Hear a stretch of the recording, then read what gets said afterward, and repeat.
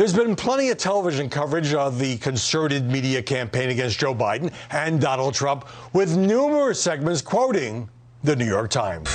Joining us now to analyze the coverage, Ben Domenech, editor-at-large at The Spectator, and in Los Angeles, Leslie Marshall, the radio talk show host. Both are Fox News contributors. Ben, does this feel to you like a political campaign by the media? And isn't it bizarre that liberal news organizations and liberal pundits are trying to push Biden out 2 years early? That's the earliness is the bizarre part of this, because you would have thought that, as the presidential election approached, if Joe Biden was performing as horribly as he's been performing recently, that there would be an effort on the part of the media to say, hey, look, take the gold watch, step aside. We've got some new blood coming in. We've got new people in the wings. People younger than 79. Exactly. Yeah. And instead, you have this coming much earlier, I think, certainly than I expected and than a lot of people expected, and it's because he's performed so terribly. Look, the fact is we've had people in the office of the presidency who have been flawed leaders before. We've seen it, frankly, in Donald Trump and in Bill Clinton and others, where the popularity of their policies made up for their own personal flaws. In Biden, you don't have that. You do not have a strong leader. You do not have someone whose policies are matching the moment. And because of that, the media is forced into a position where they can't lie anymore. They have to be honest about how unpopular he is. And even this, to a degree, I think, is eliding the true depth of his unpopularity. All right, let me get to Leslie. Now, look, it's absolutely news when polls say that most Democrats, or a majority of Democrats, don't want Biden to run for re-election, as he insists he will, or that he has a 33% approval rating, and on and on. But does this feel like a media crusade? The strongest thing his allies say is that, according to that Times poll, if he did run, he'd beat Trump by 3 points, which is essentially a statistical tie. Look, I think this is kind of a war on old white guys, whether it's left or right, ageism, if you will. From where I sit, Howie, I have seen the media be negative about Joe Biden from day one. I really have. And if you look at all of the social media, there were a lot of criticism of CNN and MSNBC and other outlets that are deemed liberal. Maybe they can't be called liberal anymore. As somebody who opines for a living but used to report news when I was a journalist back in the day, the media shouldn't be having a campaign for or against any candidate. They should be reporting the facts, and the facts are, like you said, the numbers in this New York Times poll are worrisome for those who want Biden or for those who want Trump. And at the end of the day, Donald Trump and Joe Biden aren't going to do what the New York Times polls or any media outlet tell them to do. They're going to do what they want to do. War on old white guys. I guess nobody defends old white guys these days. All right, so Ben, some media conservatives say that the press protected Biden in 2020, that he'd lost many steps. But of course, it was a COVID campaign where he could just kind of do it from his basement.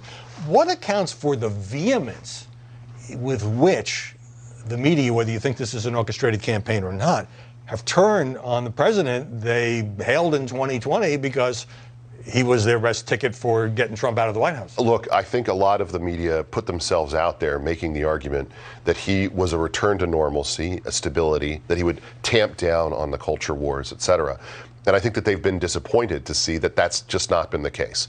It's become harder and harder to defend the Biden administration if you are someone who just leans a little bit left of center and you had the idea that, finally we're going to get the adults back in charge. And then you face a circumstance where this White House really seems incapable of handling anything when it comes to the economy, when it comes to these culture war issues, when it comes to foreign policy and the like. You have a president who really has disappointed his media backers. And for all of those people who said, he's going to intimidate those around the world who are opposed to us, he really hasn't lived up to that. So I think. Do you think it's policy driven, or do you think it is because the expectation is that he shouldn't be the nominee because he can't win? Yeah, I think it's both of those things. Yeah. I think the policy issues in the moment are disappointing them, and then the political side of this, they're worried that he'll lose, and they are actually worried that he's so bad that he could lose to Donald Trump. Leslie, an ABC reporter asked the president about the poll story, and I want to take a look at what he said. Mr. President, what's your message to Democrats who don't want you to run again? They want me to run. 2/3 say they don't. Read the polls, Jack. You guys are all the same. That poll showed that 92% of Democrats, if I ran, would vote for me. So the reporter's name isn't Jack, by the way. So Leslie, it is true. The poll says if Biden ran, 92% of Democrats would vote for him, presumably against Trump or someone else. But he's conflating two things. He says they want me to run. That's exactly the opposite of what that poll shows. The reporter was right. Well, was the reporter right? Was the poll right? Is the poll a one-off, or is the poll one poll? And we say that because just the week before, what we saw for both Democrats and Republicans is at the end of the day, as we saw with Donald Trump, there are those in that party that held their nose and voted for him, even though they didn't want him. And I think it would be the same this time around for Joe Biden with Democrats, for some Democrats in that poll, and I think for the same for Donald Trump. If Donald Trump and not DeSantis is at the top of the Republican ticket, I think Republicans would do the same thing. So, we love to jump on, one poll, but it is, again, one poll. And are there people out there who don't want him to run or fearful he'll lose for both Biden on the left, Trump on the right? That certainly is a reality. Well, there are several polls in the case of Biden with different numbers about who wants him to run among Democrats. But the press is also going after Donald Trump, Ben, fueled by the same Times poll. He's damaged goods. He can't win. The whole hearings have hurt him. Ron DeSantis is gaining support. Everybody suddenly loves Ron DeSantis. That's hardly shocking. But Trump told New York Magazine he's made the decision, and it's just a question of when he announces. You can guess what the decision is. Washington Post, citing unnamed advisors, are saying he'll probably announce in September. Of course, that would change the nature of the midterms.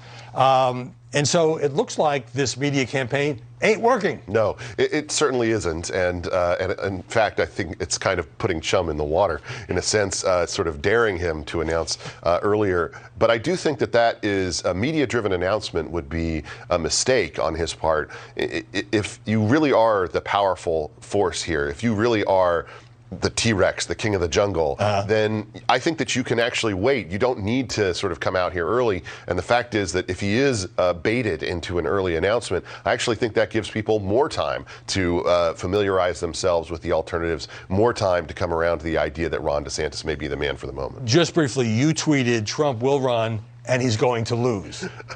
Yes, I did.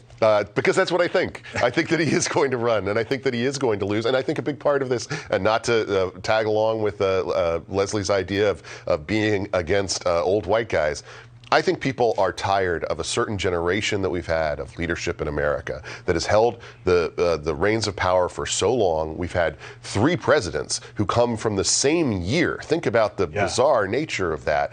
And I think that we really have reached a point in America where people are ready to move on to a new generation of leadership, people who aren't so tied to the past and tied to nostalgia, and want instead to move forward into the future and not be tied to that. Well, it may be that Donald Trump is the only person who Joe Biden can be, and that Joe Biden is the only person that Donald Trump can be. Each other. Leslie, are the media going overboard here? And by which I mean, if enough Democrats don't want Biden to run, if his numbers stay down, if the country concludes it doesn't want a president who's 82 at the beginning of the second term, he'll probably figure that out on his own. If enough Republicans want to move on from Trump, and others are gaining traction of a younger and without some of the Trumpian baggage, he may figure that out. Why do we need this media pile-on? What does it accomplish? So much here. Ben, I actually agree with your tweet. I know we don't agree much. Let's tally this. I think this is twice in a year, right? I do agree he'll run. I do agree he'll lose. And I don't agree with what you said, Howie. I do think Biden, especially because he's a company guy. When I say a company guy, he's a Democrat. He's a politician, a lifelong Democrat and politician. If he sits down with his fellow Democrats and they all say, and have a come to Jesus moment, if you will, and say, look, this isn't going to happen. It's best for the party. He is somebody I believe would step aside if he feels in agreement with the party and the politicians that are sitting at that table. I don't feel that's the same for Donald Trump. Because and I do think it's overboard. Engineered a hostile takeover of the GOP, and that's part of what happened. The criticism of President Biden going to Saudi Arabia and meeting with the Crown Prince, having once called the country a pariah state after the brutal murder of Washington Post contributor Jamal Khashoggi, was building all week.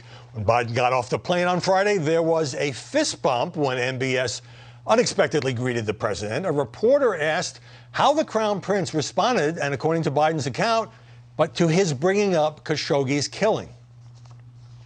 He basically said that He was not personally responsible for it. I indicated I thought he was. He said he was not personally responsible for it, and he took action against those who were responsible. We just heard from Jamal Khashoggi's wife, who said, after this visit, the blood of MBS's next victim is on your hands. What do you say to Mrs. Khashoggi? I'm sorry she feels that way. I was straightforward back then. I was straightforward today. How can you be sure that another incident, another murder like Jamal Khashoggi's won't happen again? Well, God love you. What a silly question. How could I possibly be sure of any of that? All right, Ben, the president didn't like that question. The questions were from White House reporters, Reuters, NBC, and so forth. Fist bump seen around the world, okay? So the last thing Joe Biden wanted was a picture of him shaking hands with the crown prince. So he came up with this COVID cover story. I'm not going to shake anybody's hand because I might get COVID, except he had shaken hands at a White House gathering. He shook hands at the foreign leaders at the last summit. And then he forgot and he shook hands with leaders in Israel. So nobody was buying it. Yeah, no, this was ridiculous. He shouldn't have ever tried to game the situation. And frankly, I think the fist bump looks worse. It looks sort of casual and unserious. I think that one of the things that you have to deal with as President of the United States is difficult meetings with people who you have major issues with, right, who you have serious problems with. But the problem, I think, here was that the president set up an impossible situation for himself from the get-go on the campaign trail. You know, in the debate, saying that he wanted to make Saudi Arabia a pariah.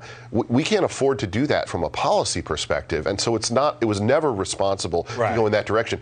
What I will say is this. Any president would have to have a relationship with Saudi Arabia. It does not make in any way the Khashoggi killing any less horrible and awful as an act for any leader to undertake. Leslie, the no handshake thing wasn't even good as, a thinly veiled cover story. So we ended up with the fist bump. And publisher Fred Ryan of the Washington Post, where Khashoggi was a contributing opinion writer, called it shameful and projecting a level of intimacy with Mohammed bin Salman.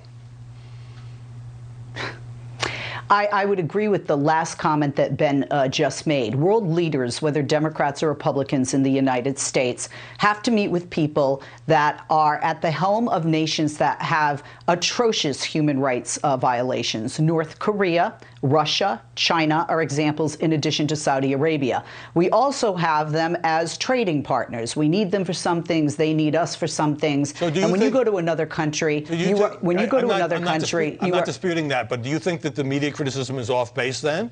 That everybody should just say, well, look, this is the real politics in the global community? Yes, I do. After the meeting, the foreign minister of Saudi Arabia said they should really, focus on the content of the meeting, and that this was actually a win for Joe Biden as opposed to the fist bump. Look, he said he wasn't going to shake his hand. He did something else. You have to do something. He's a prince. You're a guest in his house. I've interviewed horrendous people that deny the Holocaust, grand wizards of the KKK. I treat them the same and with respect as a guest on my show because they're a guest in my house. That's part of diplomacy, and that has happened since Adam and Eve, and it will continue long after we're gone. This does not take away from the horrendousness. The president said that he did not believe that the prince was not responsible for this man's death, and looked him in the eye and said that. There are some disputed accounts from the Saudi version. So, Ben, there has been a lot of media criticism. We don't have that much time.